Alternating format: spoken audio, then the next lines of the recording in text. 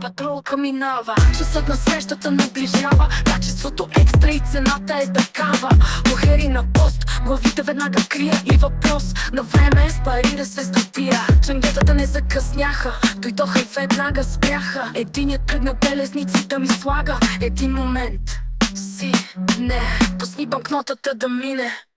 Защото за да ни пуснат, искаха нещо да глътнат, нещо да глътнат. Казвам си, не е ли по-добре нещо да врътнат? И ти им викам: ей, момчета, имам екстра, качество една ще стигне за всички. А тези двете са за после да ги дръпнете самички.